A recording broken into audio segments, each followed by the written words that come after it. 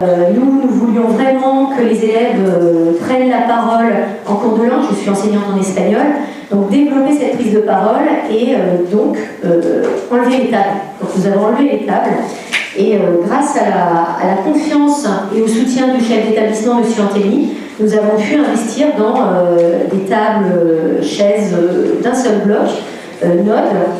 Et ça donne ceci. Donc ici nous avons un premier sas d'accueil qui permet aux élèves de communiquer.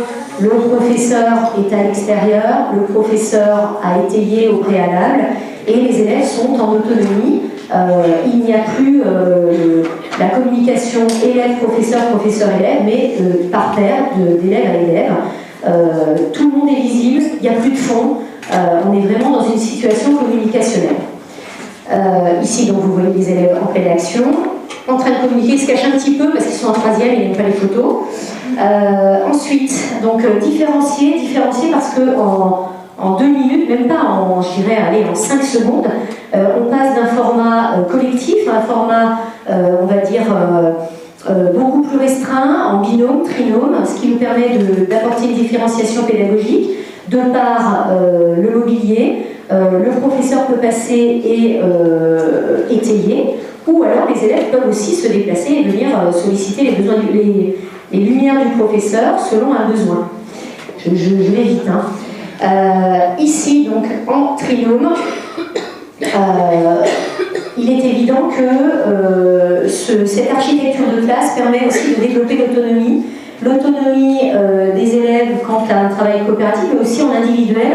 On le verra un petit peu plus bas. Le collectif n'efface pas complètement l'apprentissage individuel qui vient après nourrir le travail de coopération. Il est évident qu'il y a eu un sas d'adaptation. D'adaptation pour qui? Pour les élèves, pour le professeur. Le professeur a changé de posture, les élèves aussi. Et ils ont manifesté un grand enthousiasme, une grande motivation qui pour l'instant ne s'est pas tarie depuis le mois de septembre. Cette salle, nous la partageons avec une collègue d'allemand, 1 semaine sur 2. Quand nous n'avons pas cette salle, c'est la grosse déception. Qu'est-ce qu'ils y voient? Ils y voient une façon de communiquer directement. Les élèves m'ont dit, ont fait quelques phrases, on communique de face, on n'est plus de dos. Pour eux, communiquer et de dos n'allaient pas ensemble, évidemment. Et puis, ils ont relevé le côté coloré de la salle, l'ambiance de classe. Ils ont relevé aussi, certains ne se sont pas cachés, ils m'ont dit, moi je choisis ma couleur, je travaille mieux sur du jaune. Ben, pourquoi pas? Pourquoi pas? Ça veut dire qu'il y a une intention déjà de travailler. Et puis, je voudrais aussi souligner un fait important, c'est la confiance. On leur fait confiance sur le mobilier, il n'y a eu aucune dégradation. On leur fait confiance aussi dans le travail coopératif. Certes, on ne peut pas contrôler tout ce qu'ils font, mais grâce à l'archiclasse, en un tour de main, ils sont ensemble, ils travaillent, ils échangent. Pendant ce temps, le professeur prélève les indicateurs et vient aider. Ça n'est que positif. Je finirai par dire que c'est un mobilier qui est facilitateur. La pédagogie existait déjà au préalable, dans le cadre de l'approche actionnelle, le CECRL. Ce mobilier est facilitateur d'un apprentissage communicationnel surtout. Et donc je ne suis qu'au stade 2, selon Franck Ramu, du projet innovant, puisque les indicateurs sont assez subjectifs. J'espère les rendre objectifs, je vais prélever.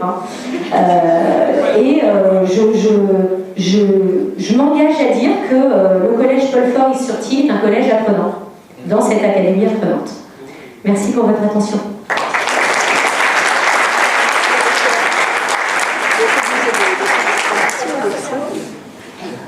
Bonjour, alors moi je suis Carole Colivera, la principale du collège de Genlis. Je vais vous confirmer que le collège d'Is-sur-Tille est un collège apprenant, puisque nous travaillons avec. Alors moi j'ai la lourde tâche d'intervenir sur les coniclasses, pas sur les neurosciences, je vous le dis tout de suite, parce que voilà, je crois que j'ai bien compris la leçon. Il n'empêche que nous sommes partis il y a à peu près 2 ans maintenant d'un postulat qu'apprendre à apprendre, c'était tout sauf évident. Et c'est une question qu'on se pose à titre individuel en tant que parent et bien sûr en tant qu'enseignant. Et puis, en avril 2017, on a une petite information du rectorat qui nous dit allez voir, il y a un MOOC qui a l'air pas mal, qui est proposé par Jean-Luc Berthier, ici présent, sur justement les neurosciences au service de l'apprentissage. Donc certains d'entre nous, dont plusieurs personnels de direction aussi, puisqu'on a cette casquette pédagogique que je revendique, nous nous sommes lancés un petit peu dans cette auto-formation en se disant que c'était intéressant, c'était même décoiffant parce que finalement, en tant qu'ancien enseignant, ancienne enseignante et en tant que maman, je me suis dit, oh là là, il y a sûrement des moments où j'ai eu complètement tout faux, voilà, et il y en a eu plus que je ne le pensais, donc après ce moment-là, on s'est dit, mais comment est-ce qu'on procède? Donc pourquoi Collège Apprenant avec Issurti? Parce qu'on a toujours travaillé ensemble, c'est-à-dire que toutes ces problématiques-là, on s'est dit que dans le cadre de l'intelligence collective, c'était bien qu'on les fasse, on les traite ensemble et qu'on fasse se rencontrer nos collègues enseignants pour qu'ils puissent partager leurs doutes, leurs joies éventuellement ou leurs grandes déceptions à certains moments. Alors suite donc à cette formation, on a mis en place l'année dernière dans les 2 établissements 4 coniclasses, c'est-à-dire des classes dans lesquelles des professeurs volontaires se sont engagés pour développer des outils communs et pratiquer ces outils communs de façon presque systématique. Alors je dis professeurs volontaires, et on a toujours dans les 2 établissements 2 professeurs volontaires qui sont des petites étoiles, hein, qui guident les autres et qui sont vraiment chargés, qui ont un travail un peu différent des autres, qui sont chargés de les relancer, alors, avec beaucoup de diplomatie, hein, ou de leur montrer un petit peu le chemin quand il y a trop de doutes qui s'installent. Alors mesdames, je vous fais un petit clin d'œil de loin, mais très appuyé. Donc nous allons commencer par 4 classes. Alors il y a eu effectivement énormément de moments de doute où on se disait non mais ça sert à rien, c'est beaucoup de travail, on n'arrive à rien, c'est vraiment pas la peine. Et puis Jean-Luc Berthier a eu la gentillesse de nous proposer, enfin d'accepter une formation, une journée de formation à laquelle nous avons convié tous nos enseignants. Donc ce mercredi-là, il n'y a pas eu cours, mais parfois c'était comme ça, c'était pour le bien des élèves.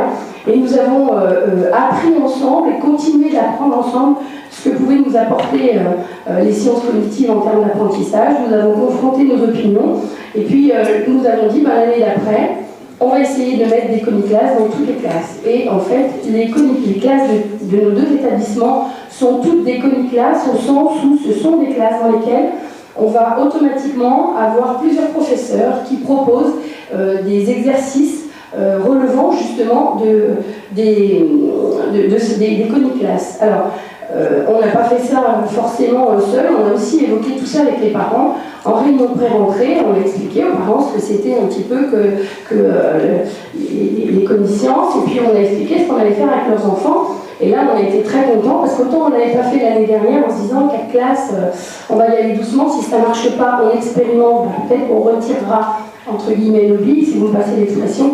Et en fait, à la fin de l'année, tous nos doutes, ou une grande partie de nos doutes, parce qu'on en a toujours, si on ne doute pas, c'est pas la peine, mais une grande partie de nos doutes sont tombés. On a des élèves qui nous ont dit c'est super, ils ont travaillé sur le DNB, on les a réinterrogés en début d'année, parce qu'on a vu que c'était vraiment un plus pour eux. Donc, bon, je suppose que certains d'entre vous peuvent participer aux ateliers, et mes collègues vous en auront parlé mieux que nous. Alors, ce qui s'est passé cette année, on a expliqué aux parents qui nous ont dit mais pourquoi vous n'avez pas fait ça avant? Écoutez, voilà, hein, on a le mérite d'essayer, et voilà, on verra bien. L'important, c'est que vous fassiez la même chose. Hein, donc, quand vous allez faire apprendre vos enfants, vous savez déjà ce qu'il ne faut plus faire. C'est un peu dérangeant pour eux. Et donc, cette année, on continue l'expérimentation avec toutes les classes, et on va s'autoriser une journée de formation sur l'attention. Parce que avoir des méthodes d'apprentissage, c'est bien. Encore faut-il que les élèves se mettent à apprendre, hein, parce que s'ils n'apprennent rien, il est difficile de restituer, mais comment on les aide à apprendre et comment on va travailler sur l'attention. Donc la prochaine étape, c'est une journée de travail sur le programme ADOL, que certains dont certains ont peut-être entendu parler. Alors il y a ATOL, c'est l'attention à l'école, et ADOL, c'est pour les adolescents à l'école. Donc on va essayer on va avoir une journée de formation sur cette thématique-là au mois de mars. Et puis on continuera à débriefer entre les 2 établissements, à faire des échanges vraiment de pratique pour voir ce qui fonctionne, ce qui ne fonctionne pas. Et manifestement, même si effectivement j'ai entendu, c'est peut-être à la mode, mais ça peut fonctionner quand même.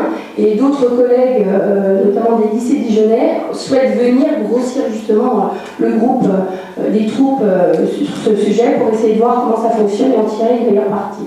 Donc si vous avez besoin ou envie de regarder ce qui s'était passé l'année dernière à la journée de formation, je crois qu'une vidéo avait été faite qui doit être encore en ligne sur le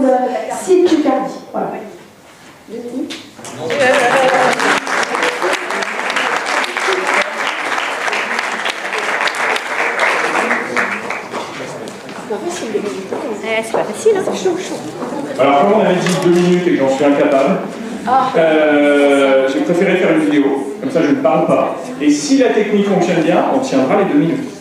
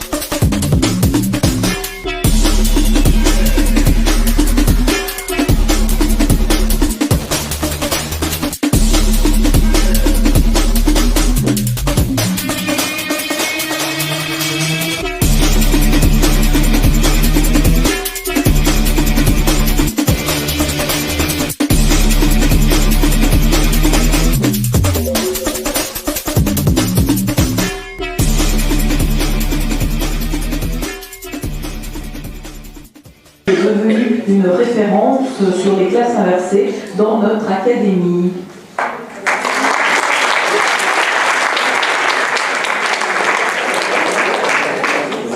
Classe inversée et tandem apprenant.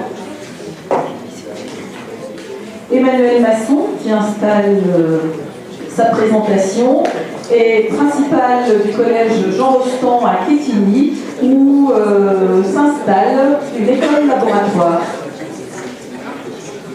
Ah ben t'as pas de lecteur, non? Non, t'as pas un lecteur? Il faut la retourner. Bien, bonjour à toutes et à tous.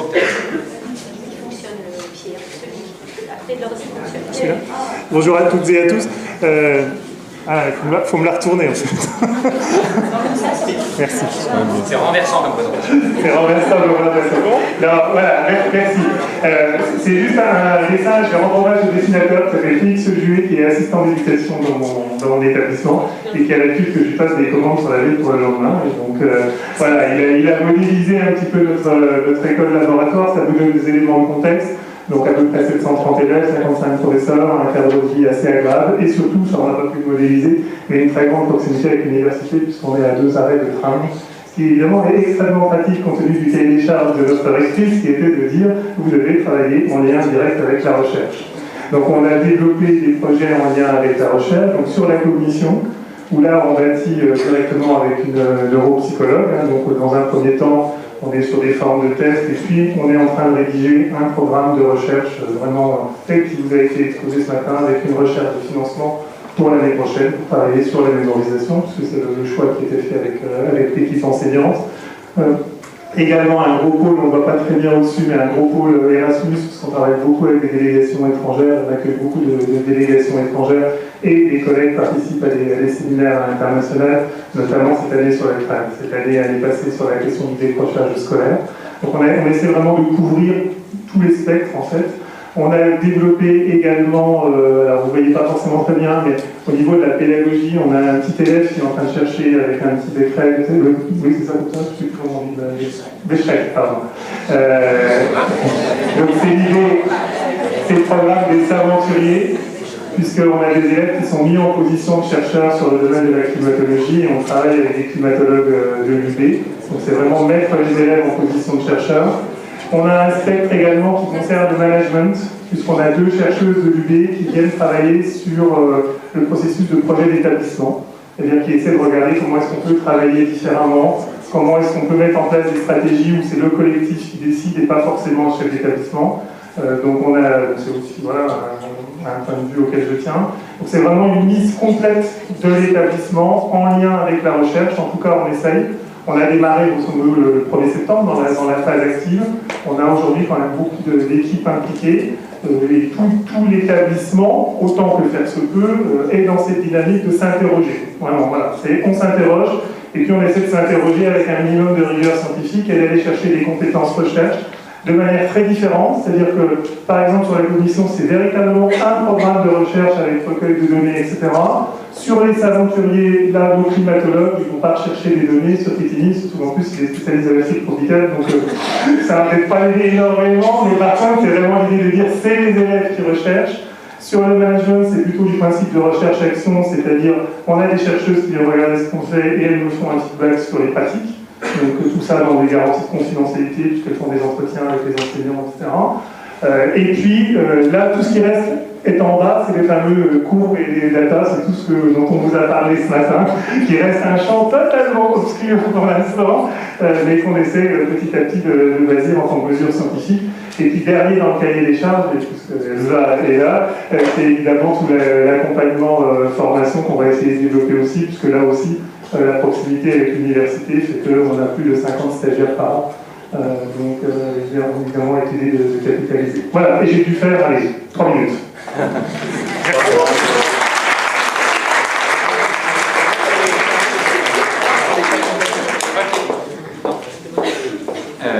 Merci.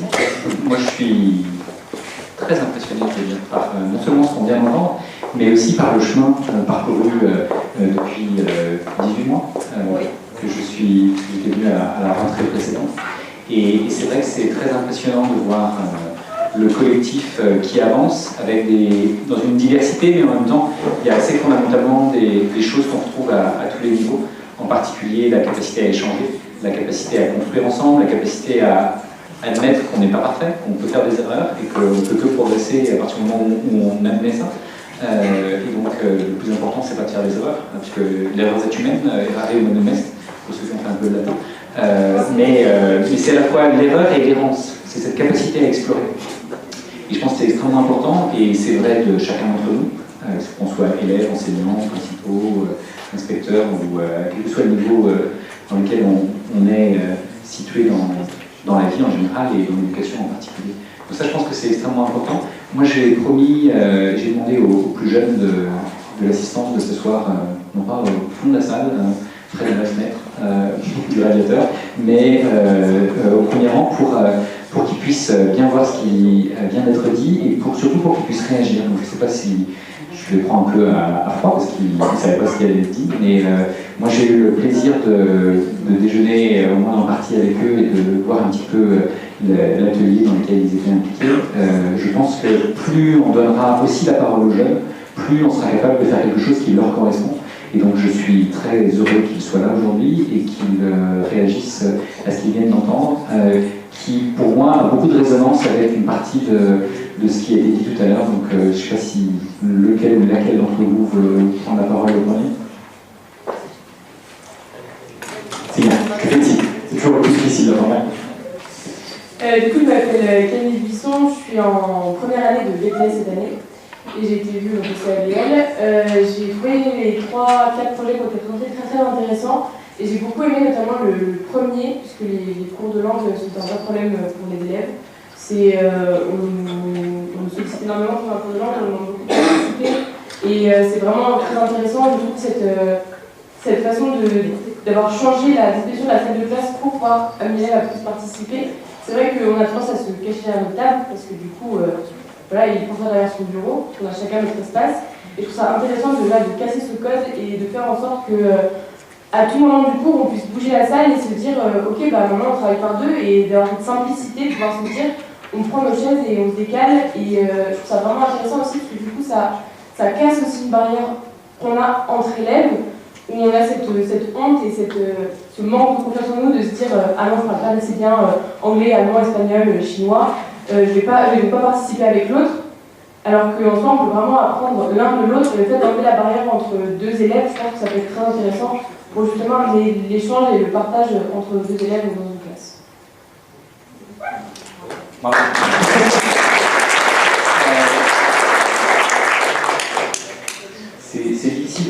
sujet comme ça dans une salle comme celle-ci. Et ça nous dit beaucoup sur l'architecture scolaire et les limites qu'elle peut avoir. Une des choses sur ce sujet en particulier qu'on a vu très rapidement dans le petit film que tu nous as montré, c'est que même des salles de classe habituelles, on peut les réagencer. À un moment donné, on voit qu'on peut faire des îlots au lieu de faire des couloirs de bus pour le X. Et ça, je trouve que c'est intéressant. C'est-à-dire que, évidemment, c'est mieux si on a le matériel adéquat, si on n'est pas, enfin, si vous vouliez hacker cette amphi, bonjour, c'est difficile, il y a un peu de boulot. Mais juste pour vous donner une idée, nous, par exemple, on vient de construire un amphi et on s'est débrouillé pour que chaque rang impair dans l'amphi puisse se retourner et avoir une conversation avec la personne qui est derrière. Donc en fait, même dans un amphi, en théorie, on peut transformer la pédagogie. Donc ça, je pense que c'est vrai partout, mais c'est très important de s'autoriser ça. Et à fortiori, on peut le faire dans sa salle de classe tout seul. Si l'ensemble de l'établissement y réfléchit, si on s'en donne les moyens, on peut évidemment faire encore mieux. Et on l'a vu dans l'exemple qui nous a été présenté. Mais je pense qu'effectivement, à partir du moment où on est chacun, à commencer par les élèves, mais aussi les enseignants et l'ensemble des personnels en situation de responsabilité, d'autonomie, de prise de parole, de discussion, de co-construction, et bien on va évidemment beaucoup plus loin. Et vous l'avez bien démontré, je pense, dans tous les projets qui ont été décrits. En ce moment, on parle pas mal de collectifs. On peut aspirer à l'intelligence collective, on peut craindre la bêtise collective. Ça existe aussi. Internet n'est pas le seul endroit où la bêtise collective peut s'exprimer, enfin ça marche aussi. Et donc il faut réfléchir à qu'est-ce qu'on fait pour favoriser l'intelligence collective. Et donc je pense que ce qu'il faut, c'est la catalyser et la canaliser. Et donc lui donner des méthodes et de l'accompagnement. Et je pense, je fais écho à la conférence de Franck Ramus ce matin, qui j'ai un peu discuté à l'heure du déjeuner, que la science, c'est pas prescriptif, c'est une méthode qui justement permet de catalyser et canaliser cette intelligence collective, en particulier d'accompagner le questionnement. Ça peut être, vous avez évoqué tout à l'heure le questionnement des enfants, le questionnement de type aventurier, le questionnement des enseignants, de l'ensemble d'une communauté. Et donc je pense qu'on peut canaliser cette intelligence collective si on se met en particulier dans des approches de sciences participatives, que je pourrais redétailler un peu tout à l'heure, mais vous avez parlé du climat tout à l'heure par exemple. Le climat, chacun d'entre nous peut contribuer. La biodiversité, chacun d'entre nous peut contribuer. La santé, chacun d'entre nous peut contribuer à définir ce qui correspond à améliorer ou pas notre santé. Je pense qu'on peut faire la même chose sur l'apprendre. Et je pense qu'on peut faire des sciences participatives de l'apprendre. Et vous avez déjà commencé à créer des outils, j'en profite pour souligner que je suis très fier d'être le parrain du forum maintenant, qui est un outil d'intelligence collective et de partage. Et j'ai eu l'occasion de regarder un petit peu ce que vous avez pu échanger sur ce genre de format. Je me réjouis que ce soit ouvert, que ce soit déjà utilisé par des gens en dehors de l'académie, même en dehors de notre pays. Et ce qu'on a évoqué avec les plus jeunes qui sont là, c'est qu'eux aussi, ils devraient pouvoir l'utiliser.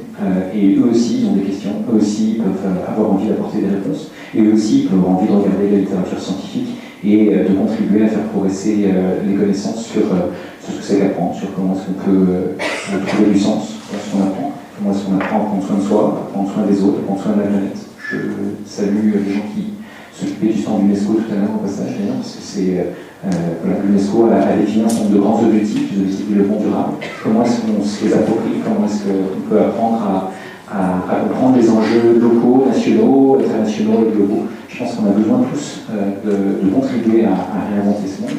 Et donc je suis content d'avoir vu la diversité des stands. Je ne peux pas faire allusion à tout ce que j'ai déjà pu voir, mais j'ai vu une grande diversité, une grande richesse. Et donc je vous félicite à la fois pour les présentations qu'on a eues, avec des choses que j'ai vues toutes petites. La classe inversée par exemple, c'était vraiment pas très grand il y a quelques années, mais ça s'est superbement développé. Et ça se répand de manière très intéressante et qui est très communautaire, dans lequel il y a beaucoup de gens qui échangent, qui se retrouvent, qui créent des événements.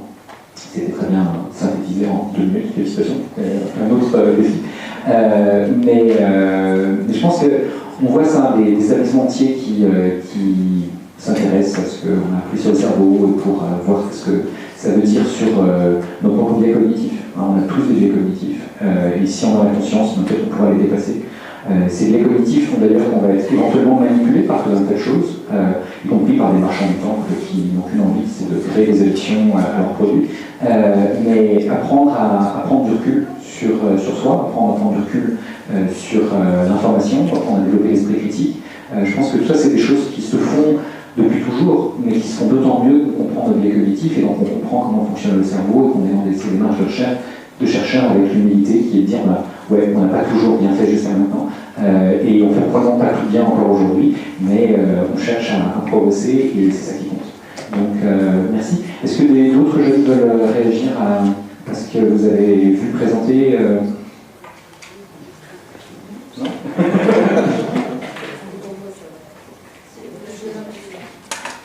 Alors moi j'ai eu une expérience aussi à faire j'ai fait des classes de langue en fait avec des notes, donc avec les gestes qu'on a vus. Et ce qu'on a constaté, et même étant dans un lycée, je suis dans un micro-lycée, donc dans un lycée innovant, on peut changer le matériel physique, mais si on ne change pas la pédagogie et si on ne change pas l'interaction qui existe, je suis peut-être inconverti, mais je me suis dit c'est important d'appuyer sur ça parce que moi j'ai vraiment souffert de l'enseignement en langue et nous sommes de nombreux linguistes dans la salle, des collègues de langue qui sont regroupés par là, qui voilà. Sans me jeter l'opprobre, c'est l'interaction dans la langue, c'est fondamental et du coup je comprends qu'il y ait cette envie de déconstruire la classe, mais c'est aussi déconstruire la pédagogie du coup.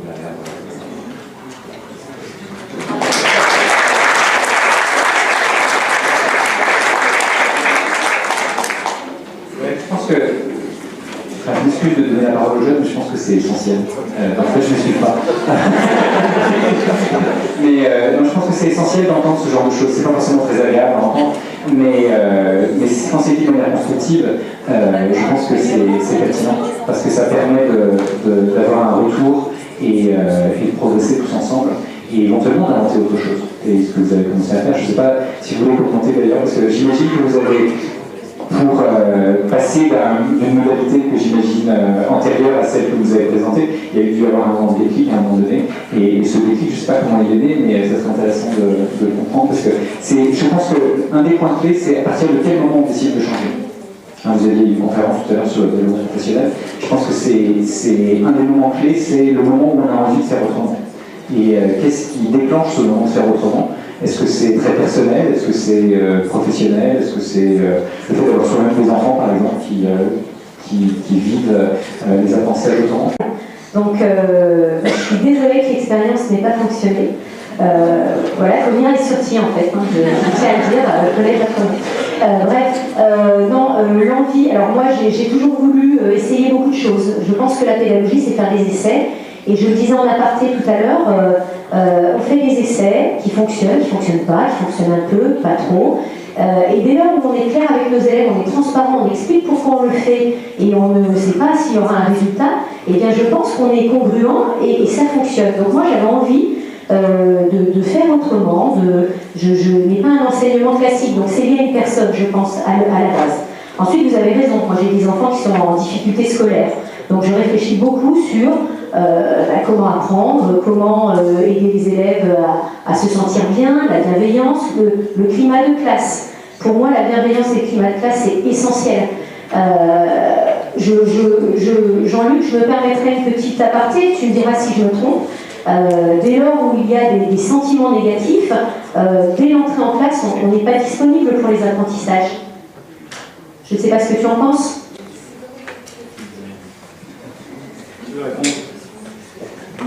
En tout cas, le stress, c'est pas pour le mieux l'apprentissage en général. Mais... Alors, je ne sais pas si je vais répondre directement à la question. Je vais peut-être la prendre sous un autre angle. Les voies de recherche sont complémentaires, et curieusement complémentaires.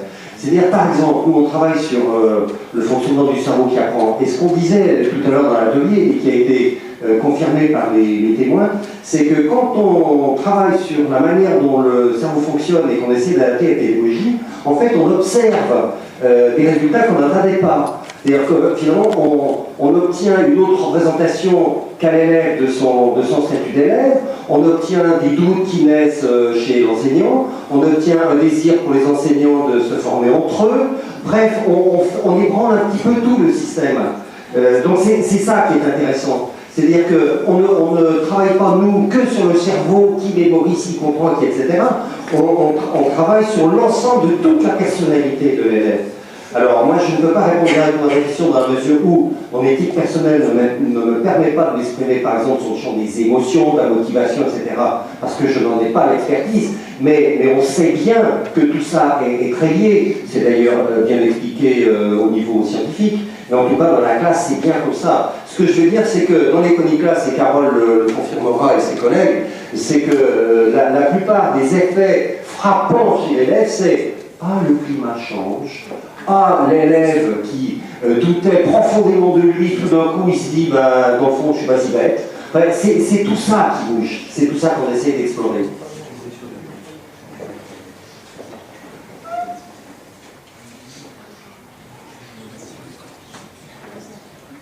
Je vous ai entendu, excusez-moi, enfin un petit aparté, parce que je les ai entendus, j'ai surpris une conversation entre tout à l'heure, et je me demandais si vous voulez partager ce que vous avez dit sur le besoin d'identifier les innovations et de les partager.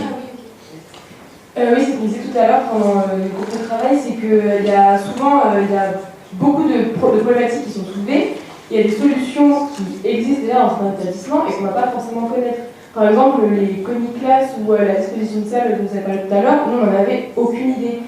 Et on trouve ça vraiment dommage qu'il n'y ait pas plus de communication sur ces solutions, parce que du coup, beaucoup d'établissements pourraient s'approprier pour résoudre leurs propres problématiques, et ça arrangerait tout le monde au final, puisque là, on se rend compte apparemment que la disposition de classe, ça marche. Et à France, il n'y a pas que votre collègue qui a un souci d'apprentissage de l'espagnol ou de l'allemand, et où du coup, ça pourrait apporter l'aide à 2 établissements, et sauf que vu qu'on n'est pas au courant, on oublie ces projets-là. Et c'est vraiment dommage. Alors, je finirai par dire que moi, j'ai été prête, professionnellement parlant, à m'y intégrer, à m'insérer dans ce projet. Je pense que tout le monde n'est pas au même degré de professionnalisme sur sa carrière, donc il faut avoir exploré différentes choses pour pouvoir s'y intégrer, il faut se sentir prêt. Ouais, je pense qu'il y a deux questions distinctes que si je peux essayer de faire un peu de médiation et de compléter ce que vous avez dit l'une et l'autre qui me semble vrai de part et d'autre, c'est si demain la rectrice ou le ministre disait tout le monde va se mettre sur des chaises à roulettes, comme on l'a très bien entendu tout à l'heure, ça ne changerait pas la pédagogie de la plupart de ceux qui ne sont pas prêts à changer leur pédagogie. Donc on voit bien que c'est un peu plus compliqué que ça. Mais par définition, quand on est prêt, est-ce qu'on va réinventer la roue ou la chaise à roulettes, ou est-ce qu'on va pouvoir savoir que ça existe le jour où on est prêt à passer les classes inversées, le fait qu'il y ait tout un tas de dispositifs et de partage d'informations, de pratiques, etc., qui existent, ça permet d'abaisser la barrière. Alors, en biologie, en chimie, on parle de catalyse. Donc, ce qui compte, c'est d'abaisser les barrières. Ça n'est pas prescriptif, mais c'est juste quelque chose qui facilite l'appropriation. Et je pense que ce qui est très important, et ça a été dit en particulier sur les établissements, c'est pas simplement une classe qui a changé, mais c'est l'ensemble de l'établissement, c'est si on cherche à l'imposer, ça ne va pas fonctionner. Donc ce qu'il faut, c'est proposer et accompagner, et quand chacun est prêt, et ben, on avance à mesure. Et je pense que l'aspect développement professionnel, j'ai vu une conférence tout à l'heure, j'ai pas pu assister à tout, mais je pense que c'est l'un des aspects limitants de l'évolution du système, c'est de penser le développement professionnel. Et le développement professionnel, c'est pas simplement la formation continue. C'est pas simplement ce qui est disponible proposé par l'académie ou le ministère, mais c'est ce que vous pouvez trouver chacun en expérimentant, en apprenant les uns des autres, en apprenant, en lisant un livre, en regardant une vidéo, en allant sur Twitter. On a vu tout à l'heure que c'est évidemment un des lieux de partage qu'on met beaucoup à pratiquer ici. Mais je pense qu'il faut offrir des outils, mais pas les imposer. Mais en même temps, je suis entièrement d'accord avec ce qu'elle disait, c'est que si tu ne sais même pas que ça existe, le jour où tu es prêt, tu ne vas pas forcément le faire. Donc tu as besoin pour moi, c'est 2 conditions nécessaires, être prêt à avancer et pouvoir apprendre plus vite en gravissant des épaules de géant, pour reprendre les mots de Pascal, Newton et même qui nous viennent du Moyen-Âge. La science et la société progressent parce qu'on n'a pas besoin de réinventer le fil à côté de beurre, on peut progresser dans la gastronomie, et en particulier dans cette région, vous êtes très fort sur ce sujet. Donc, et on voit bien que c'est parce qu'on partage ces recettes et qu'on les fait évoluer, qu'on progresse. Même s'il n'y a pas vraiment de recettes en éducation, il y a quand même un savoir-faire. et qu'il faut savoir partager. Donc ça, je pense que c'est extrêmement important. La dernière fois que je suis venu, on avait travaillé complètement en conférence inversée, c'est-à-dire que j'avais donné complètement la parole au public et j'ai essayé de parler un minimum. Là, j'essaie de parler un minimum et de donner la parole à des gens de l'académie qui ont des choses à partager et à dire. Je suis sûr qu'il n'y a pas que ceux qui ont eu l'occasion d'avoir le micro dans les mains qui ont des choses à partager. Donc, je ne sais pas si certains veulent exprimer ce qu'ils ont appris depuis que ce processus d'académie apprenante a été initié. Est-ce qu'il y a des gens qui ont envie d'exprimer un point de vue complémentaire de ce qu'on a entendu? Je vous rappelle que le pic de questionnement, c'est 4 ans. Donc, réveillez l'enfant qui se mène en vous. Si vous avez des questions, des réactions, des témoignages.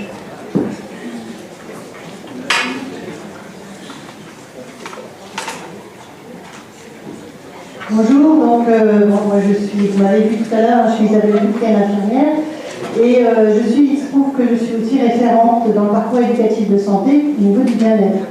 Et la mission que je me suis donnée cette année, c'est d'essayer de valoriser ce qui se fait au niveau titre individuel pour chaque professeur, de ce qu'ils font au titre du bien-être dans leur classe. J'insiste sur le mot valoriser parce que je suis persuadée qu'il y en a qui font beaucoup de choses, mais qui n'osent peut-être pas trop le dire, se rendent peut-être même pas compte qu'ils font des choses pour le bien-être. Et donc j'ai commencé mes entretiens individuels et il se trouve que la première personne que j'ai interrogée, entre guillemets, c'est une prof de langue qui n'a pas son système de table, ni de chaise, mais par contre qui travaille en niveau bonifié. Et c'est vrai qu'elle a amélioré énormément les qualités de ses classes, les élèves sont très très contents et ils se rendent compte qu'ils progressent par des petites choses. Alors oui, les ICA bonifiés, donc ça se fait avec n'importe quelle table et n'importe quelle chaise, avec aussi un système tout simple en disant effectivement il faut prendre la parole en classe, mais si un jour vous allez être prof d'espagnol, si un jour vous allez en Espagne, vous n'allez pas forcément vous adresser dans la rue pour dire, pour savoir dire est-ce que je peux aller aux toilettes ou est-ce que vous pouvez venir corriger ma feuille. C'est pas ce genre de phrase qu'on va dire au quotidien quand on va en Espagne. Donc toutes ces petites phrases que les élèves doivent dire au quotidien sont simplement écrites et posées sur la table. Ils n'ont pas besoin de les mémoriser. Donc déjà ça limite, ça abaisse la pression et donc les élèves les disent. Parce qu'ils les disent et petit à petit en s'écoutant, ils apprennent le langage, ils apprennent, alors je suis infirmière, j'ai pas les mots, mais ils apprennent l'accent, etc. Donc déjà ça abaisse la pression. Et par contre pour les évaluations, il fait ça dans le couloir. C'est-à-dire qu'en mode évaluation, quand il y a le côté un petit peu noté, et ben les élèves ne sont pas devant les autres, ils sont juste face à la porte, dans le couloir, tranquille. Et ils n'ont pas le regard de l'autre. Et en fait, ces petites choses toutes bêtes, j'ai envie de dire, alors ça vient d'elles, évidemment, peut-être que d'autres ne pourraient pas faire ça, mais finalement, c'est aussi une autre façon de faire. Et moi, ce que je voulais dire là, c'est qu'en fait, je suis persuadée qu'il y en a beaucoup qui font des petites choses, et en fait, parfois, il faut juste s'autoriser à le faire. Et quand on sait que, ah, mais si je fais ça, ah, mais ça rentre déjà dans le cadre de l'innovation, ah, bah, peut-être que je vais m'autoriser à en faire un peu plus. Et voilà, je crois qu'il faut s'autoriser à être déjà cool avec soi-même, c'est-à-dire qu'on n'est pas forcément des mauvaises personnes, bien au contraire, qu'on fait déjà des choses, que chacun fait de son mieux, et que peut-être, eh ben, si on s'autorise à en faire un peu plus, on va se rendre compte qu'on peut vraiment faire des miracles. Merci, je réagis juste une seconde. D'abord, je me souviens de votre intervention une fois que je suis venu ici, et je cite souvent cet exemple parce que je trouve que c'est très intéressant de voir que l'ensemble des personnels peuvent contribuer à améliorer le fonctionnement de l'établissement et le bien-être et dépasser le stress qu'on peut avoir les uns les autres. Je pense que cette idée d'apprendre à prendre soin de soi, des autres et de la planète, pour moi, c'est vraiment au cœur de tout système éducatif du XXIe siècle. Je pense que c'est probablement vrai depuis longtemps, mais en particulier la dimension planétaire et environnementale est probablement plus nécessaire que jamais. Mais si on n'apprend pas en partant de soi, ce qui nous fait du bien, ce qui nous correspond, et si on ne le fait pas en tant qu'adulte, si on ne le fait pas en tant que jeune, si on ne le fait pas quel que soit notre âge et notre situation, c'est très difficile à faire. Je pense que cette attitude de bienveillance avec soi-même, moi j'avais souligné que la ministre précédente parlait de l'école de la bienveillance. Et moi, je me souviens avoir entendu à Poitiers, dans un cadre que certains connaissent, que la bienveillance, c'était que pour les enfants. Non, c'est pas les bonbons Haribo. C'est la bienveillance, c'est pas spécialement bon pour la santé, je pense. Mais la bienveillance, ça peut être bon pour la santé à tous les âges. Et donc, je pense qu'on a besoin de partir de de soi et de ce qu'on peut faire pour soi-même déjà et pour les autres et dans la relation aux autres. Et on a la chance en fait d'être des êtres sociaux et de vivre dans des relations humaines qui sont riches. Mais la question c'est est-ce qu'on sait se nourrir de ça, est-ce qu'on sait s'autoriser à un certain nombre de choses. Et c'est pas toujours le cas parce qu'on est quand même dans un mode qui est très souvent vertical. À Poitiers, encore une fois dans l'école que certains d'entre vous connaissent, j'ai entendu un mot qui résumait le point de vue de beaucoup de gens qui sont, je dirais, dans la hiérarchie intermédiaire, pour le dire. Et le mot qui résumait beaucoup ce qu'il disait, c'était « tais-toi ».